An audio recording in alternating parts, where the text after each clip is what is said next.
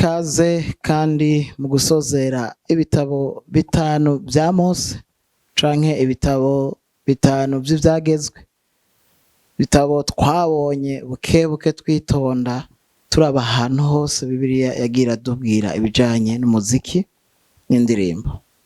Ushobora kuba utaronse akanya ko kuraba amavideo yose, tugiye kuyaga ku bintu 10 mu ncamake twabonye vy'inkoramutima mu buryo bugufi bidufasha kubona muri make igicapo c'umuziki n'indirimbo mu bitabo bitanu vya Mose. Kaze cane kugira ngo tubirabire hamwe.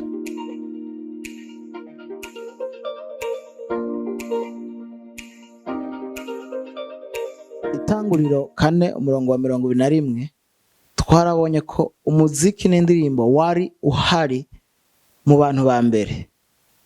Nko mu runganwe rugira 8 niho tubona Yubalu sekuruza w'abanyamuziki.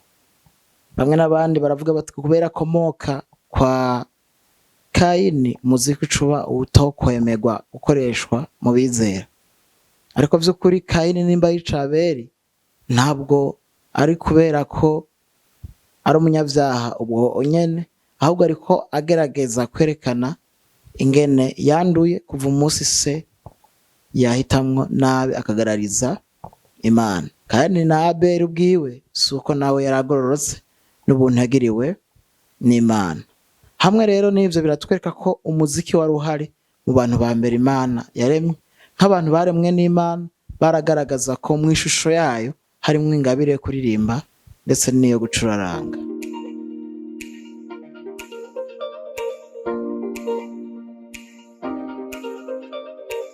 Umuziki wari ufatanye n'ubuzima bw'abantu.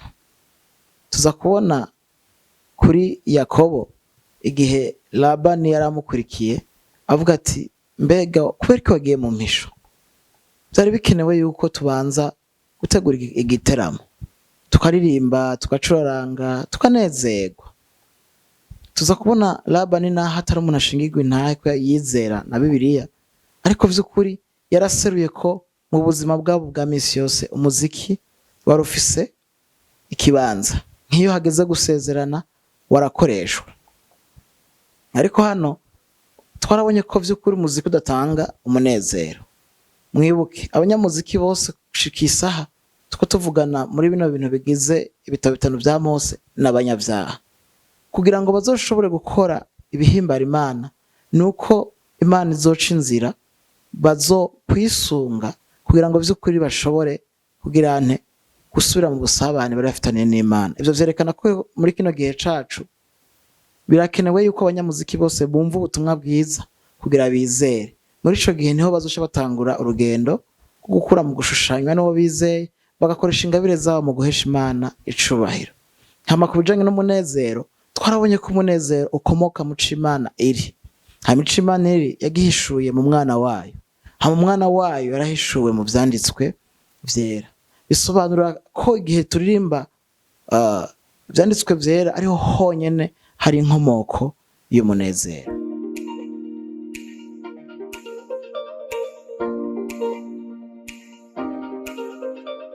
Kuva 15 niho tubona bamaze kujanwa mu gihugu c'ubuja, Imana ibakurayo ikabakuzayo ukuboko kwayo k'ubushobozi, kerekana ibimenyetso n'ibitangaza vyose tubona biri muri ico gitabo. Hanyuma babonye ivyo bikomeye Imana ikoze mu maso yabo mu kubakura mu gihugu c'ubuja, hamwe bataka niho baririmba indirimbo y'agakiza. Baririmvye indirimbo vy'ukuri ifatanye n'Imana yarikoze. Twarabonye ko ariyo ndirimbo ya mbere y'ikoraniro, bikatwereka ko muri kino gihe cacu atahindi ndirimbo ikoraniro riririmba uretse ubutumwa bwiza. Nkuko ukoranywa kw'abera babatumbereye guhura n'umwami biciye mu kumva ubutumwa bwiza, niko n'indirimbo ziririmbwa ziba ari indirimbo zishingiye ku butumwa bwiza kugira ngo ikiganiro gishoboke hagati y'abera hamwe n'Imana.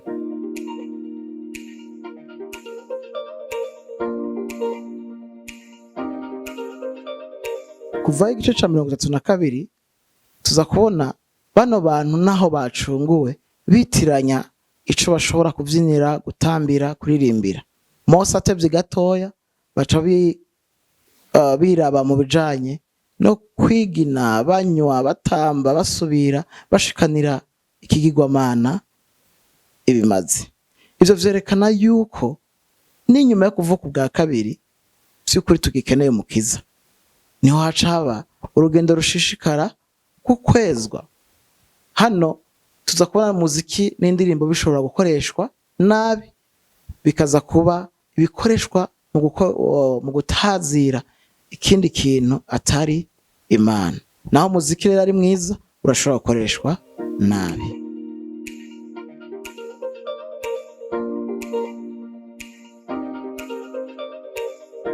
Imana kubera ko izi yuko bazonanigwa nibashika mu gihugu c'isezerano, irashiraho inzira ibashoboza kugira ngo urufatiro rw'imigenderanire yabo rushikame.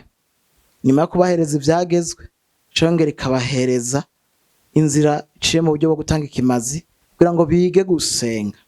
Ivyo biza kutwereka ko amasengesho ari urufatiro ku munyamuziki wese, ni ikiganiro, no guhura n'umwami. Hanyuma igishiraho ico kiganiro n'ivyanditswe vyera, nibwo butumwa bwiza, kugira ngo by'ukuri umunyamuziki abeho afitaniye ubusabane, imigenderanire ishitse, kugira ngo yuzure n'umwami wiwe.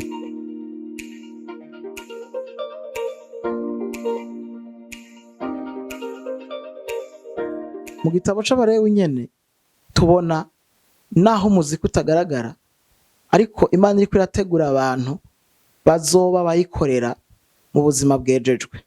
Tubona ino nzira yo gutanga ibimazi ko ari kugira ngo babeho ubuzima bwejejwe. Bibisobanura ngo ni urugendo rushishikara gukwezwa gushika umunyamuziki akuwe mu buzima bwiwe.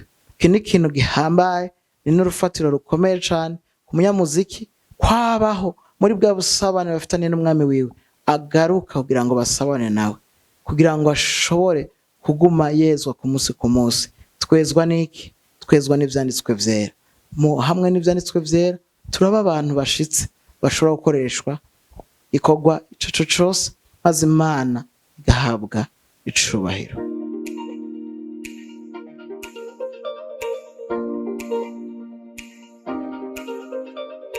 Ibicurarangisho biracugwa bivuye kuhoraho. Imana irabwira Mose gucura inzumbete zizokoreshwa mu guhamagara abantu kugira ngo bakoranire hamwe, kandi n'urutonde rwayo. Tuza kubona ibicurarangisho Imana ubwayo ibishiramwo ukuboko kugira ngo bishobore kugirane gukorwa. Turabona yuko atari n'ibi bicurarangisho vyonyene, yaba imyironge, yaba inanga, byari bicurarangisho byari bimaze kuba bigaragara muri no myaka ko bikoreshwa.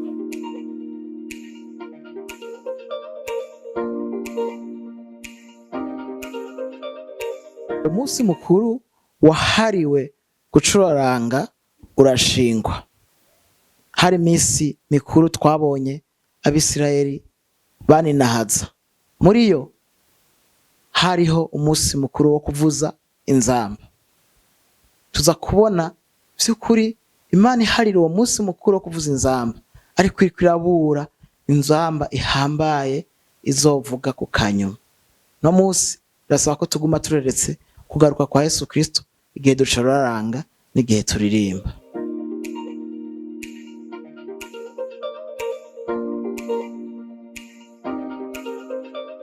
Igihe hari ico Imana ikoze canke hari ico Imana ibakoreye bararirimba.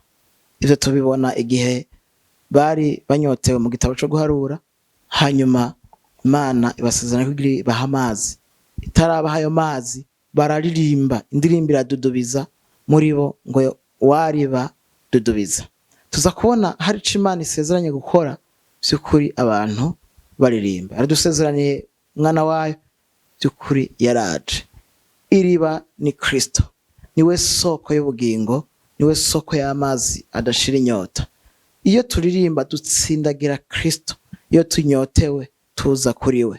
Rero iyo Imana igize ico ikora mu buzima bwa misi yose, turatazira, turashima, turigina, turavuza impundu. Ariko rero ntidukwiye gutebera ku bikorwa bitandukanye Imana idukorera mu buzima bwa misi yose, kuko dutebeye ku bikorwa Imana idukorera bishobora kutubera umutego bigacika ibigirwamana. Ivyo Imana idukorera byose bitujana kuri yo, kuko insozero y'ivyo Imana ikora byose niyo ubwayo.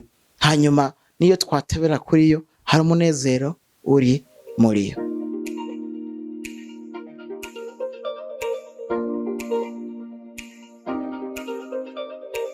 Inyuma yo kubwira Mose ngo acure ibicurarangisho, yongera kumubwira ashira ivyagezwe mu ndirimbo ayigisha abisirayeli kandi ayibatahuze. Tuza kubona Imana ihereza agaciro gose indirimbo n'ubutumwa itanga, ariko irashaka katuzo yuko mu ndirimbo zose zizoririmbwa ata ndirimbo nimwe ikwiye kuvuga ikindi kintu uretse inkuru yayo nivyo vyanditswe vyera, nibwo butumwa bwiza. Tuza kubona rero indirimbo n'umuziki biza gukoreshwa mu kuririmba ubutumwa bwiza.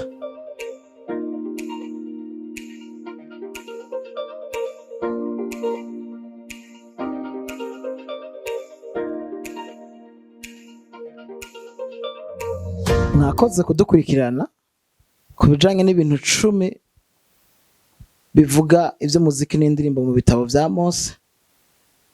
Mwarakoze no gukurikirana ibiganiro twakoze kuri vyo, kandi nimba utari bwa bikurikirane usubire inyuma wongere uwumvirize mu buryo bwagutse ingene twagiye turafashanya gutahura. Hanyuma tubatumirire kandi ku kindi gice c'ibitabo 12 vya kahise bizodufasha cane ku bijanye no gutahura ingene Imana yahishuye ivy'umuziki n'indirimbo. Murakoze.